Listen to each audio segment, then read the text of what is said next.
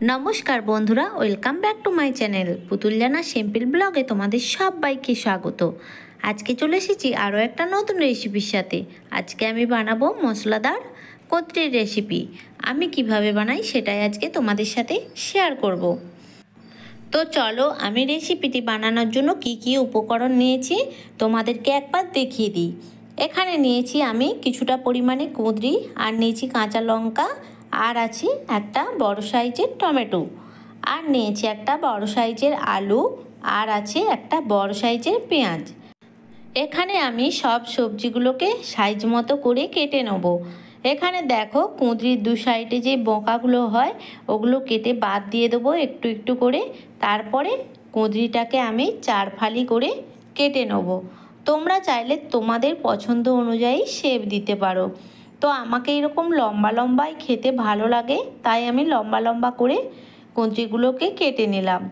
আর এখন দেখো যেহেতু গরমকাল, তো অনেক সবজি নষ্ট হয়, আর গরমের তাপে সবজিগুলো সব পেকে যায়।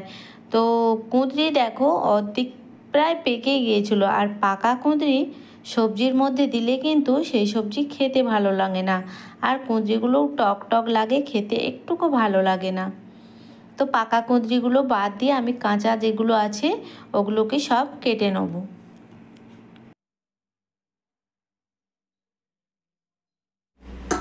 এখানে দেখো আমার সব কুঁদরিগুলো কাটা কমপ্লিট। এখন কাঁচা লঙ্কাগুলোকে আমি একটু একটু করে চিড়ে নেব। যেহেতু আমার বাড়িতে বাচ্চা ছেলে আছে, তাই আমি কাঁচা লঙ্কাগুলো কুচি করে দিচ্ছি না। তোমরা চাইলে কাঁচা লঙ্কাগুলোকে কুচি করেও দিতে পারো। আর এখানে নিয়েছি একটা বড় সাইজের টমেটো। টমেটোটাকেও এখন আমি ছোট্ট ছোট করে কুচিয়ে নিলাম। আর দেবো পেঁয়াজ। পেঁয়াজটাকে একটু বড় বড় করে কুচিয়ে নিতে হবে। এখানে দেখো আমি একটা বড় সাইজের আলু নিয়েছি। আলুটাকেও আমি এখন মোটা মোটা করে কেটে নেব। এই সবজির মধ্যে আলুটাও কিন্তু খেতে খুব ভালো লাগে।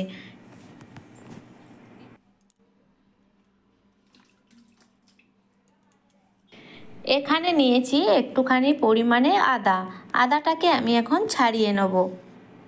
আর এই সবজিটার মধ্যে মশলা বলতে কিন্তু সেরকম কিছু লাগবে না, কিন্তু খেতে অসম্ভব মজার হয়। এখানে দেখো আমি সব কিছু সবজি খুব ভালো করে ধুয়ে পরিষ্কার করে গুছিয়ে নিয়েছি। এখন কুঁদরির মধ্যে পরিমাণ মতো হলুদ গুঁড়ো আর পরিমাণ মতো লবণ দিয়ে কুঁদরিটাকে কিছুটা সময়ের জন্য মাখিয়ে রেখে দেবো। তাহলে কুঁদরিটা ভাজার সময় খুব অল্প সময়ের মধ্যেই কুঁদরিটা ভাজা হয়ে যাবে।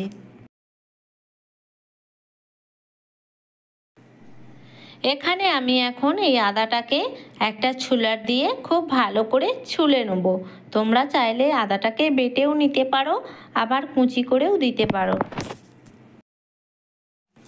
এখানে দেখো গ্যাসের চুলার মধ্যে একটা কড়াই বসিয়ে দিয়েছি। কড়াইয়ের মধ্যে এখন দিয়ে দেবো 1 চামচ পরিমাণে গোটা ধনে, আর দেবো 1 চামচ পরিমাণে গোটা জিরে, আর দেবো 2 থেকে 3টা শুকনো লঙ্কা। এই 3টে উপকরণকে খুব ভালো করে শুকনো কড়ায় ভেজে নিতে হবে। আর এই রেসিপিটার মধ্যে কিন্তু এই মশলাটা একদম মাস্ট। এই মশলাটাই কিন্তু এই রেসিপির স্বাদটা দ্বিগুণ বাড়িয়ে দেবে। এখানে দেখো আমার মশলাগুলো খুব ভালোভাবে ভাজা হয়ে গেছে। এখন আমি মশলাগুলোকে একটা জায়গার মধ্যে ঢেলে নেব। এখানে কিন্তু কড়াইটা খুব ভালোই গরম আছে, আর এই গরম কড়াইয়ের মধ্যে দিয়ে দেবো পরিমাণ মতো রিফাইন তেল। আর ওই তেলের মধ্যে দেবো 1/2 চামচ পরিমাণে লবণ, আর 1/2 চামচ পরিমাণে হলুদ গুঁড়ো।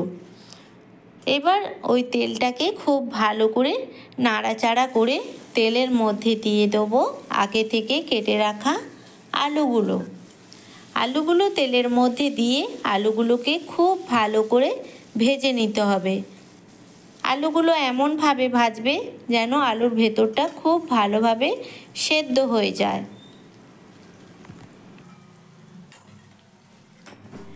এখানে আমি আলুটাকে এখন একটা ঢাকনা দিয়ে ঢেকে কিছুক্ষণের জন্য ভাজতে দেবো। আর ততক্ষণে এদিকে আমি যে মশলাটা ভেজে রেখেছিলাম সেটাকে আমি শিলের মধ্যে খুব ভালো করে গুঁড়িয়ে নেব।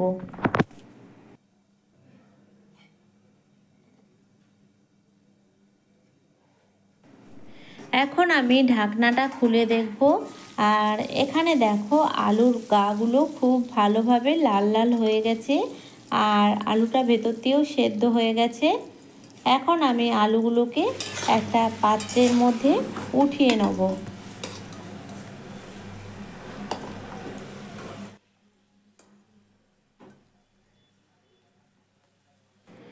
এবারে এই তেলের মধ্যে দিয়ে দেবো 2 চামচ পরিমাণে গোটা পোস্ত। পোস্তটা খুব ভালোভাবে ভাজা হয়ে গেলে এবার এর মধ্যে দিয়ে দেবো কুচিয়ে রাখা পেঁয়াজ। পেঁয়াজটাকে হালকা ভেজে নিতে হবে। যখন পেঁয়াজটা হালকা ভাজা হয়ে যাবে তখন এর মধ্যে দিয়ে দিতে হবে আগে থেকে গ্রেট করে রাখা আদা আর টমেটো কুচি আর লঙ্কা কুচি। এখন সব কিছুকে আবারও খুব ভালোভাবে ভেজে নিতে হবে। এরপরে এর মধ্যে দিয়ে দিতে হবে কালারের জন্য একটুখানি রেড চিলি পাউডার আর দেবো সামান্য পরিমাণে হলুদ গুঁড়ো। আবারও সব কিছুকে খুব ভালো করে কষিয়ে নিতে হবে। তারপরে এর মধ্যে দিয়ে দেবো আগে থেকে নুন হলুদ মাখিয়ে রাখা কুঁদরিটা দেওয়ার পর এটাকে নাড়াচাড়া করে ঢাকা চাপা দিয়ে কিছুক্ষণের জন্য হতে দেবো। আর মনে রাখবে গ্যাসের ফ্লেমটা কিন্তু মিডিয়াম রাখতে হবে।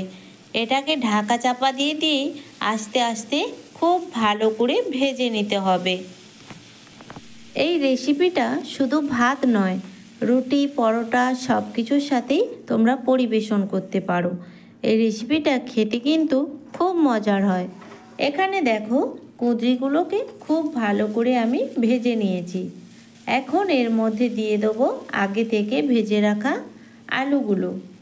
আলুটা দেওয়ার পর এর মধ্যে দিয়ে দেবো আমি যে মশলাটা বানিয়ে রেখেছিলাম সেই ভাজা মশলা দিয়ে দেবো 2 চামচ পরিমাণে। এখন সব কিছুকে খুব ভালোভাবে আবারও মিক্স করে নেব। তোমরা নিশ্চয়ই কুঁদরি অনেক রকমভাবেই খেয়েছো। একবার বাড়িতে এইভাবে ট্রাই করে দেখো, খেতে কিন্তু অসম্ভব সুন্দর হয়। যে কোনো সবজি নতুনভাবে নতুন রূপে বানিয়ে খেতে খুব ভালো লাগে। এখানে দেখো রেসিপিটা একদম রেডি। এখন একটা পাত্রের মধ্যে আমি রেসিপিটাকে ঢেলে নেব। তো বন্ধুরা, আমার রেসিপি যদি ভালো লেগে থাকে একটা লাইক কমেন্ট আর বেশি বেশি করে শেয়ার করে দিও। আর আমার চ্যানেলে যদি নতুন হয়ে থাকো আমার চ্যানেলটাকে সাবস্ক্রাইব করে পাশে থাকা বেল আইকনটিকে ক্লিক করে দেবে, যাতে সবার আগে আমার ভিডিও তোমাদের কাছে পৌঁছে যায়। আর সবাই ভালো থেকো, সুস্থ থেকো। আজকের মতো এখানেই টাটা, দেখা হবে পরের ভিডিও।